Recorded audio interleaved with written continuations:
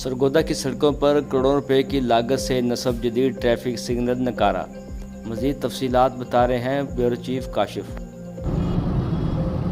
हाँ जी बिल्कुल, सरगोदा की अगर बात की जाए तो सरगोदा में भी इशारे जो हैं जगह जगह पे टूट फूट का शिकार हैं, जिसके बाद शहरी जो हैं वो मिनटों का सफ़र घंटों में तय करने में मजबूर दिखाई दे रहे हैं। शहरी को जानिब से ये कहा जा रहा है कि मुख्तलिफ चौक चौराहे जहाँ पे भी हम जाते हैं ट्रैफिक जो है जाम दिखाई देती है। उसकी जो वजह बेसिक यही है कि अगर नूरी गेट की बात की जाए तो नूरी गेट के ऊपर भी इशारे जो हैं वो ख़राब पड़े हैं। इस यूनिवर्सिटी रोड पे भी इशारे जो हैं जगह जगह पे सारे इशारे जो हैं ख़राब पड़े हैं, जिसके बाई शहरियों को दोहरी अजियत का जो है सामना करना पड़ रहा है। शहरियों की जानिब से ये मुतालबा किया गया है कि लाखों रुपए लगा के ये मालियत के ये जो इशारे यहाँ पे कायम किए गए थे, ना तो वो ही गैर फ़ाल हैं, वही ना फ़ाल हो सके, ना ही यहाँ पे ट्रैफिक वार्डन जो है वो नज़र आ रहे हैं, जिसके भाई ट्रैफिक को मिनटों का सफ़र जो है घंटों में तय करना पड़ रहा है। और शहरी जो है बड़े परेशान दिखाई दे रहे हैं। कुछ शहरियों से हमारी बात हुई, उनका ये कहना था कि इन इशारों के ऊपर लाखों रुपये लगा के इनको फ़ाल किया गया था, मगर ये अब अरसा दराज से जो है टूट फूट का शिकार हैं, ख़राब पड़े हैं, जिसके बाइस हमें काफ़ी देर जो है ऐसे ही लग जाती है। और यहाँ पे अगर बात की जाए इसके साथ साथ